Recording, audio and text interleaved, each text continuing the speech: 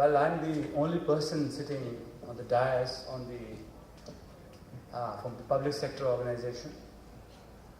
I represent NTPC.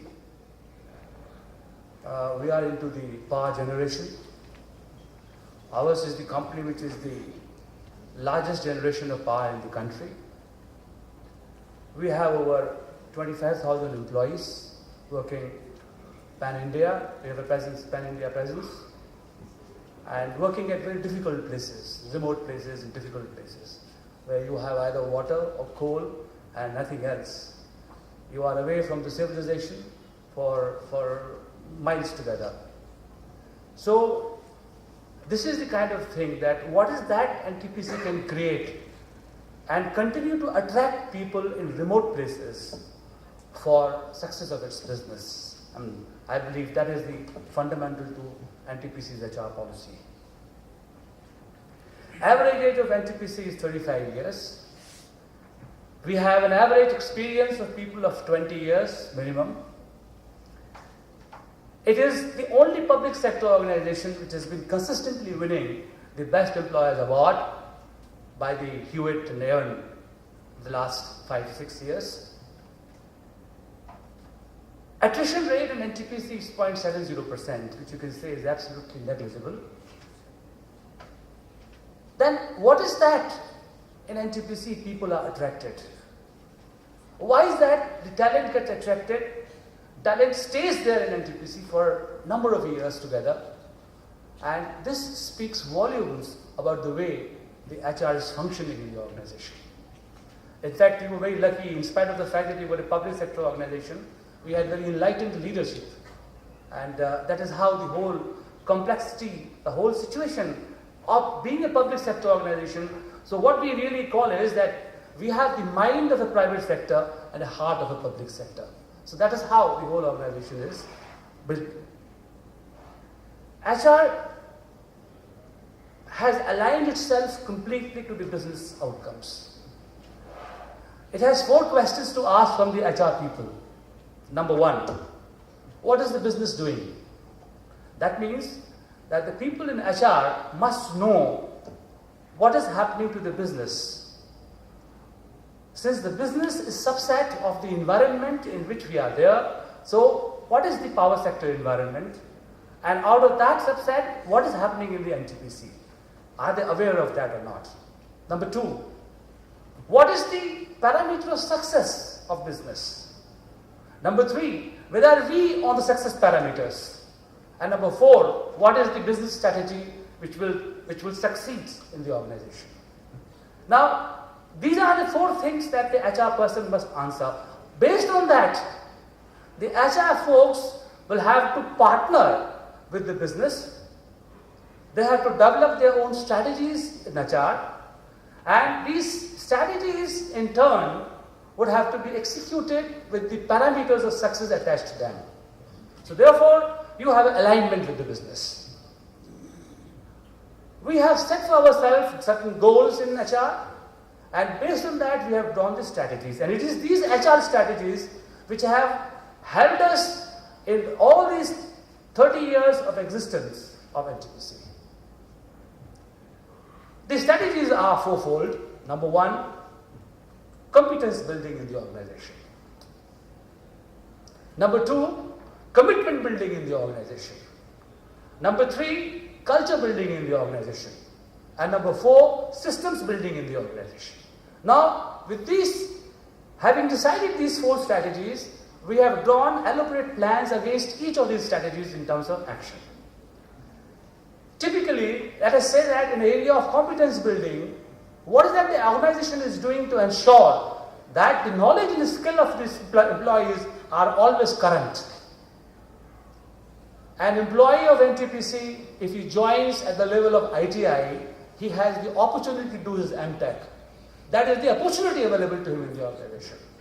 You have tied up with the polytechnics, you have tied up with the BITS Plani, you have tied up with MTech at IIT Delhi, you have tied up with MDI Gurgaon for our people. So if you are really willing to learn certain things and increase your educational qualification, here is the opportunity for you. Competence building. Then we have the commitment building in the organization. Commitment building in the organization, one of the things that we have to ensure is that the engagement of people is not only for 8 hours. The engagement of people has to be a psychological contract, where people are coming to the workplaces not with a view to pass the 8 hours, but with a view to do something and bring out certain things and for which they are really entrusted with. So it is not the 8 hours of time, it is the output that really matters in the organization. And that is why in the area of culture building, we have enabled the culture of performance, enabled the culture of celebrations. Even for small things, there are celebrations in the organization. And then of course, we have systems building, we have a SAP system, and therefore all the processes are now available to a person by the click of a button. So therefore, earlier, there used to be a thinking in public sector organization that the HR department capitalizes knowledge. The HR department doesn't really allow things, So therefore, the entire things have gone, and now the employee himself is empowered to transact. With these four this strategy, we have had elaborate things that we have done under each of these strategies, and that is why this organization has done exceedingly well in the last so many years.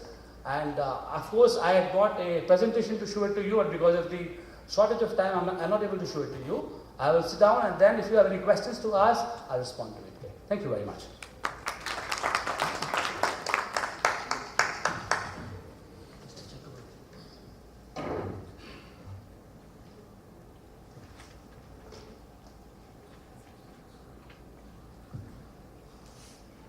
Good evening.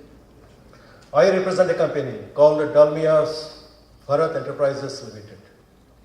We have business interest in 4 areas: cement, sugar, refractory, and power. We are very latest entrant into the power sector.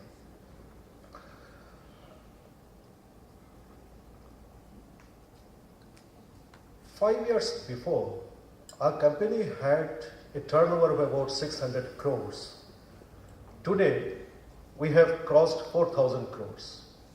So this phenomenal growth that has taken place in 5 years' time, it has completely overshaken the organizational equilibrium. It has been a very satisfied, traditionally managed company. Now it is absolutely growth hungry. Promoters were into the operational role. Now they have gone into the governance role.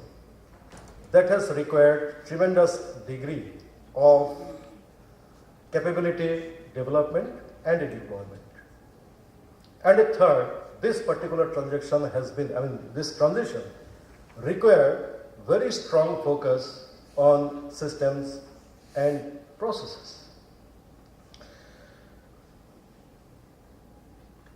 Over the years, when we have been experiencing this particular transition, we have realized that we need to really focus on the people development more than ordinary way. And that is the only resource that can drive us through this particular growth transition.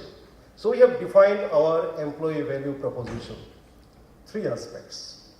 We say that an employee in our organization should feel that he is working in a good organization. He should feel that he is among the good set of people. And third, he should get an opportunity and feel that this is something that he has created for himself. The concept of entrepreneurship we have infused into the system. How did we do about that? Normal processes that organizations growing, the hiring, people coming from various other organizations, taking care of their compensation aspect, these normal things, all that we have done. But we thought that would not be enough unless we can create an appropriate culture where people feel comfortable and can contribute to the organization and to their own development. So we have decided that we must have our vision and core purpose laid down. We have done that. Having done that, we have also moved on to defining our value systems. What is the value as an organization we should stand by? We have defined that. And in all these cases, the focus has been on the people. Just to say that our core purpose that we have defined for ourselves is to unleash the potential of everyone that we touch. We pursue passionately growth by empowering our people while living our values. And insofar as business vision is concerned, our vision is that whatever business we do, in whatever parameters and the zone that we consider, we should be among the top 2. We have a long way to walk, but that's where we are moving. Insofar as organizational values are concerned, we have identified 4 basic values which we feel that if these are followed, it will be growth propelling and culture propelling values. We have acronymed that as Let's Excel: learning, teamwork, speed, and excellence. And if we talk about learning, we have defined the various behaviors. Under each values, we have defined 3 behaviors. For example, in the learning, we create curiosity among the people, humility, and that ultimately leads to innovation. When we talk about teamwork, we mean that it involves trust and mutual respect, dignity of human being at whatever level, collaboration, and meritocracy. High reward for high performance. When you talk about speed, we say that it must be supported by the behavior of patience, empowerment, and meticulous detailing. And when we talk about excellence, we say that courage to take step challenge. Unless one exhibits that courage, progress may not be to the desired level. Focus and quick implementation. Over the period of years, when we have been experimenting with implementation and institutionalization of these, we realized and we have considered as to what an organization is. Our considered views are that organization is nothing but series of conversations. Quality of conversation that goes into the organization actually determines the quality of culture, quality of delivery, quality of performance. In an organizational context, if we say, we feel and we believe in our organization, there are 3 types of conversation that goes on. The strategic conversation, that's at the top level. The middle level, we find that more or less a directive, giving direction, how to do, managing, that kind of conversation. And at the further lower level, it goes that implementation related, execution related conversation. If this quality of these conversations can be improved, then according to us, the organization will derive immense benefit. all value propositions will be easier for the organization to go ahead with. How do we do that? Now we find that in order to exhibit values, implement values, there needs to be a context. Without that context, this implementation shall be less than adequate. The context we identified is that of genuineness, sincerity, authenticity. Whatever we say, we mean that. We do that. And whatever we do, we say about that. So that kind of genuineness, sincerity, authenticity, how it is going to be brought into the systems and in organizational context, a great degree of experimentation is on currently in our organization. In the process, when we invite people to join this particular activity of the organization, we give them opportunity. For example, there used to be, there are review sessions at various levels that takes place. Our experience has been that review session, whenever we say that it is a review session, then it creates sort of defensive mechanism. So we realized that review session, the defensive mechanism that it generates needs to be eliminated. We do not go for a review session. We go for now coaching session. In every review, whatever used to be a review, that now has been turned into a coaching session. Coaching session, there is no blaming. There is no shifting goalpost. It is what it is. And everybody looks forward to that kind of interaction. At the end of review session, the participant in that session, they feel that it has been an enriching experience. At the end of the session, we always ask the participants that how do they rate that review session.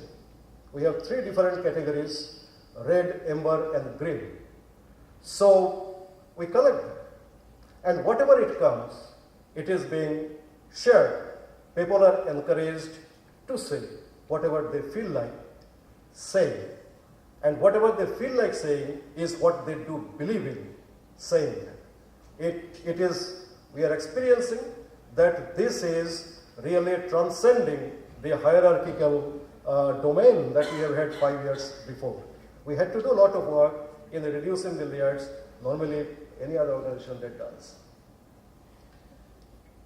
So the coaching and mentoring at various levels is on in the organization. Internal, external, performance related, behavioral related, everything.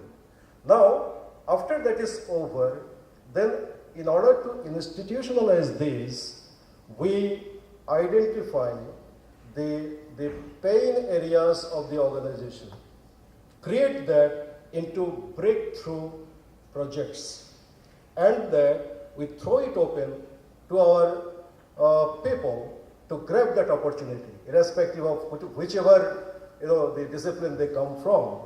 So therefore, they take it up. Currently, about 28 breakthrough projects are on in our organization. And this gives the opportunity to develop entrepreneurial skill among these people. Some of these initiatives, and there are other initiatives also there, and as we discussed, probably something we'll be able to share more. Thank you so much.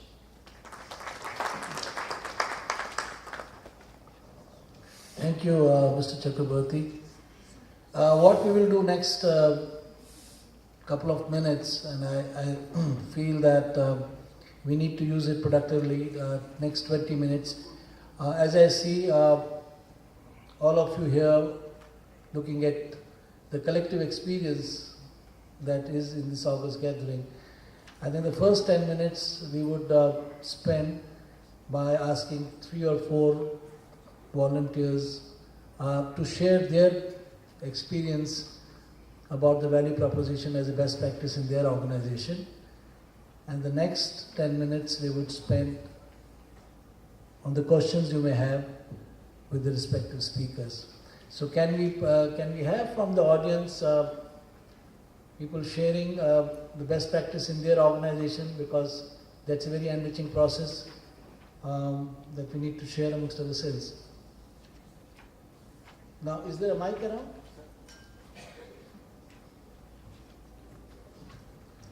Keep it brief. Yes, sir. Yeah. Good evening, one and all.